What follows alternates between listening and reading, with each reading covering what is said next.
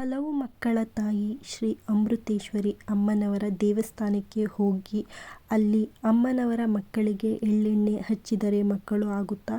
ಹಲವು ಮಕ್ಕಳ ತಾಯಿ ಶ್ರೀ ಅಮೃತೇಶ್ವರಿ ಅಮ್ಮನವರ ದೇವಸ್ಥಾನದಲ್ಲಿ ಹುರುಳಿಕಾಳಿನಿಂದ ನಮ್ಮ ದೃಷ್ಟಿ ನಾವೇ ತೆಗೆದುಕೊಂಡರೆ ಮಕ್ಕಳು ಆಗುತ್ತಾ?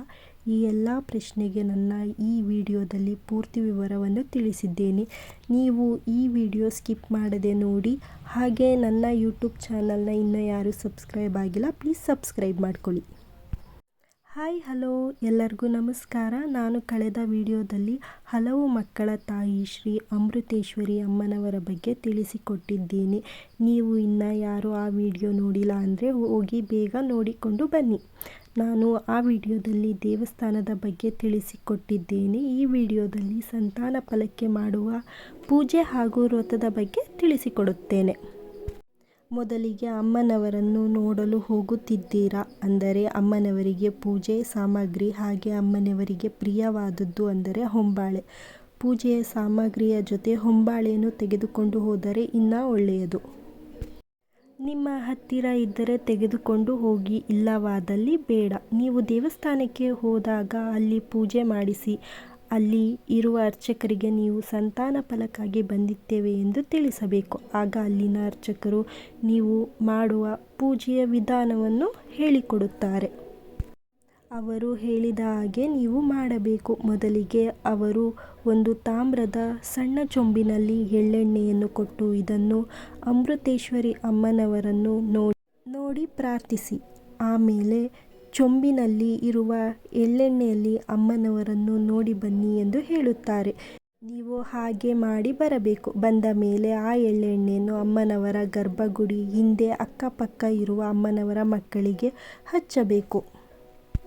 ಅದು ನಿಮ್ಮ 3 ಬೆರಳಿನಲ್ಲಿ ಮಾತ್ರ ಹಚ್ಚಬೇಕು. ಅದು 9 ಮಕ್ಕಳಿಗೆ ಮಾತ್ರ ಹಚ್ಚಬೇಕು. ಹಚ್ಚುವಾಗ ಲೆಕ್ಕ ಹಾಕಬಾರದು.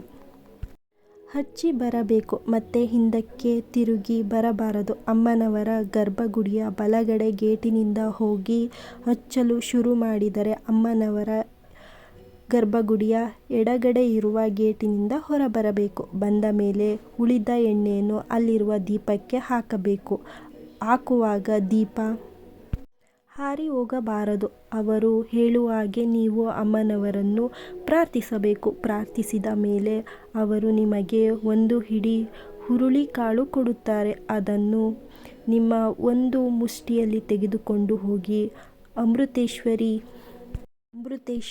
ತಾಯಿಯ ಮಕ್ಕಳಾದ ಒಂದು ಲಿಂಗಕ್ಕೆ ನಿಮ್ಮ ತಲೆಯ ಮೇಲೆ 3 ಸಲ ನಿವಾಳಿಸಿ ಅರ್ಚಕರು ಹೇಳಿದ ಹಾಗೆ ಹೇಳಿ ನೀವು ಆ ಲಿಂಗಕ್ಕೆ ಹಾಕಬೇಕು.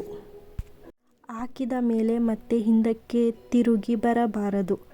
ಗರ್ಭಗುಡಿಯನ್ನು ಸುತ್ತಿಕೊಂಡು ಬರಬೇಕು. ಬಂದ ಮೇಲೆ ಅವರು ನಿಮಗೆ ಅಲ್ಲಿ ಪ್ರಸಾದವನ್ನು ಕೊಡುತ್ತಾರೆ. ಆ ಪ್ರಸಾದವನ್ನು ಅವರು ಹೇಳಿ ಕೊಡುವ ರೀತಿಯೇ ನೀವು ಪಾಲಿಸಬೇಕು. ನೀವು ಪಾಲಿಸಿದರೆ, ಶ್ರದ್ಧೆ ನಿಷ್ಠೆಯಿಂದ ಮಾಡಿದರೆ ಖಂಡಿತವಾಗಿಯೂ ನಿಮಗೆ ಮಕ್ಕಳು ಆಗುತ್ತದೆ. ಇದಿಷ್ಟು ಸಂತಾನ ಫಲಕ್ಕಾಗಿ ಮಾಡುವ ಪೂಜೆ ಬಗೆಗಿನ ಮಾಹಿತಿ. ಈ ದೇವಸ್ಥಾನದಲ್ಲಿ ಸಂತಾನ ಫಲಕ್ಕಾಗಿ ಅಲ್ಲದೆ ಮಕ್ಕಳ ಆರೋಗ್ಯ ಸಮಸ್ಯೆ, ಇನ್ನಿತರ ಸಮಸ್ಯೆಗೂ ಇಲ್ಲಿ ಪರಿಹಾರ ಸಿಗುತ್ತದೆ.